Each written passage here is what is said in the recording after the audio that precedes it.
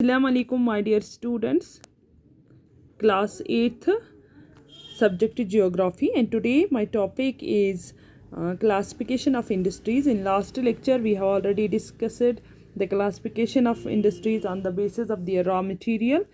तो raw material के basis पे कल मैंने आपको बताया, मैंने मिनरल्स को क्लासिफाई किया। तो आपने देखा कि इनकी मिनरल्स जो है, इंडस्ट्रीज़ को क्लासिफाई किया है बेसिस के हिसाब से। जैसे मैंने बताया on the basis of raw material जो आपने पढ़ा क्लासिफिकेशन, तो रॉ मटेरियल पे आपने देखा कि इंडस्ट्रीज़ जो है दो तरह से क्लासिफाई की गई है। एक एग्रो बेस्ड इंडस्ट्रीज़ और दूसरी जो है वो है mineral based industries. Agro based industries जो वो इंडस्ट्रीज़ हुई जिनका रॉ मटेरियल हमें लैंड से या हम कहेंगे एग्रीकल्चर से आता है। For example cotton, sugar cane, sugar भी बताया, जूट इंडस्ट्री जो है या सिल्क इंडस्ट्री जो है, क्योंकि इनका रॉ मटेरियल जो है, इनकी बेस जो है वो जो है कहाँ से आती है, एग्रीकल्चर से। तो इनको हम एग्रो बेस्ड इंडस्ट्रीज़ भी कहते हैं, या वेजिटेबल ऑयल की एग्जांपल दी। इसी तरह से फिर मैंने आपको बताया मिनरल बेस्ड इंडस्ट्रीज़ वो इंडस्ट्रीज़ हुई जिनका रॉ मटेरियल मिनरल ओर से आता है।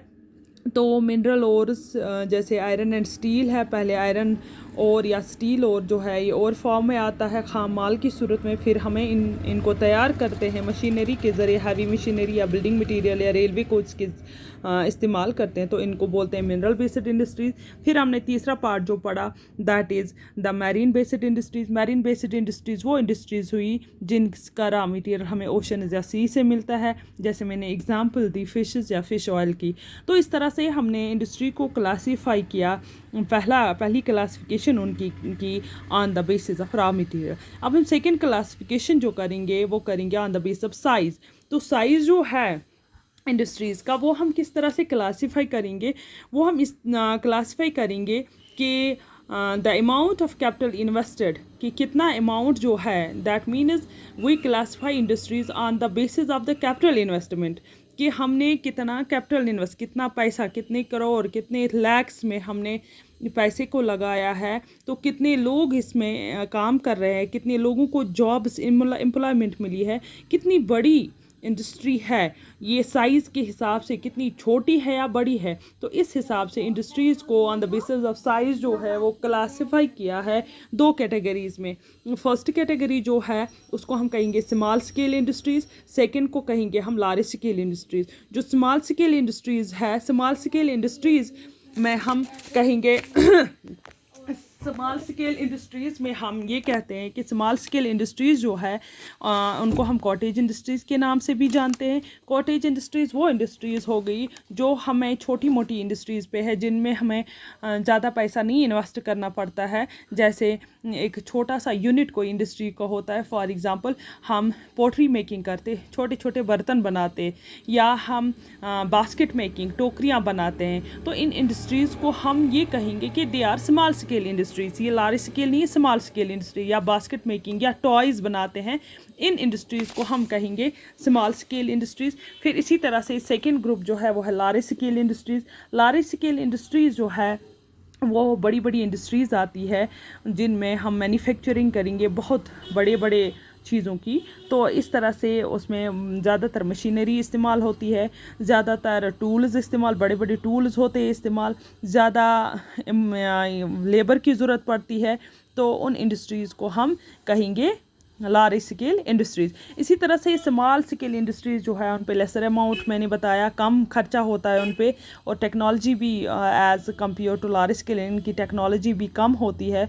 तो इस तरह से इन्वेस्टमेंट कैपिटल जो होता है वो कम होता है। तो लार्ज स्केल इंडस्ट्री में कैपिटल इन्वेस्टमेंट हायर होती है, टेक्नोलॉजी भी सुपीरियर क्वालिटी की लगानी पड़ती है, जैसे सिल्क वीविंग है या फूड प्रोसेसिंग। बड़ी बड़ी इंडस्ट्रीज़ जो है, बड़ी इंडस्ट्रीज़ जो है वो है सिल्क वीविंग इंडस्ट्री, और हम कहेंगे फूड प्रोसेसिंग, ये इन स्मॉल इंडस्ट्रीज़ हैं। तो इनमें ज़्यादातर ज़्यादा से ज़्यादा टेक्नोलॉजी की ज़रूरत नहीं पड़ती है। तो बड़ी बड़ी इंडस्ट्रीज़ जो है जिनमें हमें हैवी मशीनरी की ज़रूरत पड़ती है, जैसे है हमारी कार्स है, एरोप्लेन्स बनाते हैं, तो यहाँ पे हैवी मशीनरी की ज़रूरत पड़ती है। तो इनको हम लार्ज स्केल इंडस्ट्रीज़ कहते हैं। तो आपने देख लिया, पहला जो है इंडस्ट्रीज़ की क्लासिफिकेशन हमने किया on the basis of raw material, and second जो है on the basis of size, कि हमने कितना इन्वेस्टमेंट किया है, कितना कैपिटल इस पे इन्वेस्ट किया है, अब इंडस्ट्री जो है वो स्मॉल है या लार्ज है, उसी हिसाब से हमने इसको क्लासिफाई किया। अब हम थर्ड क्लासिफिकेशन जो इसकी करेंगे वो करेंगे on the basis of ownership. ये आप ध्यान से दिमाग में रखिए कि ओनरशिप का मतलब ये हुआ कि किस तरह से जो ओनरशिप हम करेंगे कि किस तरह से हम जो है फैक्ट्री जो है ये कौन ओन करता है। ये प्राइवेट सेक्टर ओन करता है, ये पब्लिक सेक्टर ओन करता है, कोऑपरेटिव सेक्टर, ये मैं एक एक करके आपको बताऊंगी। एक्चुअली इंडस्ट्रीज़ जो है they can be classified into private sector, state owner और public sector, joint sector, cooperative sector.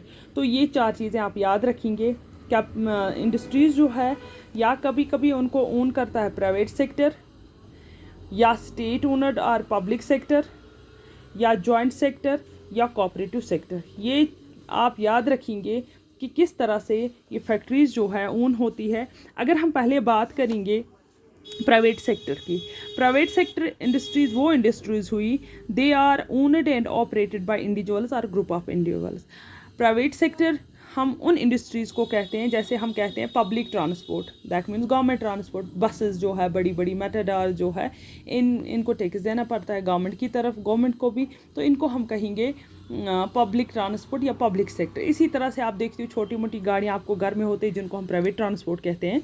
इस तरह से हम देखेंगे, ये मैंने एग्जांपल दी। प्राइवेट सेक्टर हो गया वो सेक्टर, वो इंडस्ट्रीज़ जिनको ओन करती है या ऑपरेट, जिनको चलाते हैं कौन, इंडिविजुअल्स। कुछ लोग आपस में मिलके, 1-2 बंदे घर के जिनके पास बहुत सारा पैसा होता है, अपने पैसे इस पे इन्वेस्ट करते हैं और इन फैक्ट्रीज़ को चलाते हैं, और इन फैक्ट्रीज़ में जो भी प्रॉफिट आता है वो उनका होता है, इसलिए हम इनको कहते हैं प्राइवेट, इनको कहेंगे प्राइवेट सेक्टर इंडस्ट्री। जैसे टिस्को है, बजाज है, रिलायंस है। TISCO means Tata iron and steel company, या बजाज है या रिलायंस है अंबानी की, तो ये जो है ये प्राइवेट सेक्टर इंडस्ट्रीज़ है। इसी तरह से हम देखेंगे दूसरा जो आप देखेंगे the public sector industry. Public sector industries are owned and operated by government. वो इंडस्ट्रीज़ जिनको गवर्नमेंट ओन करता है और ऑपरेट करता है, जो गवर्नमेंट के अंदर काम करती है, गवर्नमेंट इनको चलाती है, गवर्नमेंट इन पे पैसा खर्च करती है, उनको हम कहेंगे पब्लिक सेक्टर इंडस्ट्रीज़, या हम इनको कहेंगे गवर्नमेंट सेक्टर इंडस्ट्रीज़। जैसे हिंदुस्तान एरोटिक्स लिमिटेड है या ऑयल इंडिया लिमिटेड है, इनको गवर्नमेंट चलाता है। या आप देखेंगे पब्लिक सेक्टर में रेलवेज़ आते हैं, रेलवेज़ जो है इन पे हमारा गवर्नमेंट जो है पैसा खर्च करता है, हमारा सेंटर पैसा खर्च करता है, तो इसको हम कहेंगे पब्लिक सेक्टर इंडस्ट्रीज़, या हम कहेंगे गवर्नमेंट सेक्टर इंडस्ट्रीज़। तो गवर्नमेंट सेक्टर या पब्लिक सेक्टर इसलिए बोलते हैं इनको क्योंकि गवर्नमेंट को हम पब्लिक ही बनाते हैं ज़्यादातर। ये किसी ख़ास एक लोगों का बेनिफिट, इनका बेनिफिट एक लोग को नहीं मिलता है, इनका बेनिफिट आप देख रहे हो, रेलवेज़ का बेनिफिट हम सब उठाते हैं, तो इसको हम कहेंगे। या आप देखो कोई इसके बरक्स से रिलायंस कंपनी का जो है मोबाइल फ़ोन्स, उनका बेनिफिट तो हम सब उठाते हैं, लेकिन इसका बेनिफिट जो पैसा है एक बंदे को जाता है, जिस अंबानी को, रिलायंस कंपनी को, वो प्राइवेट सेक्टर है। तो पब्लिक सेक्टर हो गया जिसका बेनिफिट गवर्नमेंट जो है सब लोगों को मिले बेनिफिट, और गवर्नमेंट के पास पैसा उसका जाए तो वो सब पे इन्वेस्ट करे। इसी तरह से स्टील अथॉरिटी लिमिटेड है। अब दूसरा है जो है इसमें ग्रुप इंडस्ट्रीज़ का, वो है joint sector industry. Joint sector सीधे जॉइंट हम कहेंगे, जॉइंट सेक्टरीज वो इंडस्ट्रीज़ हो गई, जॉइंट सेक्टर इंडस्ट्रीज जिनमें they are owned and operated by state and individual. उनमें स्टेट भी इन्वेस्टमेंट करता है और कुछ इंडिविजुअल्स प्राइवेट सेक्टर के जो है वो भी इसमें इन्वेस्टमेंट करते हैं, तो ये जो है ये दोनों चलाते हैं। इसका मतलब जॉइंट सेक्टर इंडस्ट्रीज़ वो इंडस्ट्रीज़ हो गई जिनमें government plus private companies, government plus private जो है, प्राइवेट कंपनीज़ जो है वो इसमें इन्वेस्ट करते हैं, वो इन कंपनीज़ को चलाते हैं, उसको हम बोलेंगे जॉइंट सेक्टर, जॉइंटली चलाते हैं। जैसे Maruti Udyog limited is an example of joint sector industry. Maruti Udyog limited जो है या होंडा जो कंपनी है, ये गवर्नमेंट सेक्टर इंडस्ट्रीज़ है। इस तरह से दूसरा थर्ड वन जो है that is a cooperative sector industries. Cooperative sector, cooperation, cooperation का मतलब ही आप यह समझ लीजिए, कोऑपरेशन कहते हैं एक दूसरे के साथ मिलजुल के रहना। अब एक एग्ज़ाम्पल दूंगी मैं आपको, आप गाँव में रहते हैं तो आप एक एग्ज़ाम्पल लीजिए, वॉलनट्स जो आपको यहाँ पे कश्मीर में आपको वॉलनट्स निकलते हैं, अगर आपको वॉलनट्स निकलते हैं, आपके फ्रेंड के यहाँ भी वॉलनट्स निकलते हैं, आप 2-4 बंदे जो है जिनके पास ये वॉलनट, आप चाहते हो कि आप इसका बिज़नेस करें, तो आप जॉइंटली इन वॉलनट्स को कलेक्टिवली जॉइंटली आप इनको ख़रीदते हैं, फिर मार्केट में जॉइंटली आप इनको सेल करते हैं, फिर उनसे जॉइंटली जो पैसा आता है उसको अपने आप में डिस्ट्रीब्यूट करते हैं इक्वली। तो इसको हम कहते हैं कोऑपरेशन करना। कि अगर कहीं पे कोई रॉ मटेरियल जो है, यहाँ पे क्या होता है, the raw material industries are owned and operated by producers and suppliers of raw material.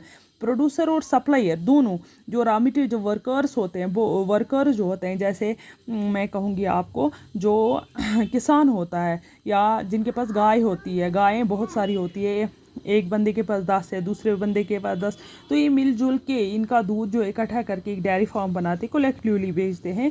तो रॉ मटेरियल जहाँ पे हम कलेक्टिवली, सप्लायर जो है वो उनको ख़रीदता है फिर बेचता है, उसको हम कहेंगे कोऑपरेटिव सेक्टर इंडस्ट्रीज। जैसे आनंद मिल्क यूनियन लिमिटेड है, Sudha dairy are the success stories of the cooperative venture.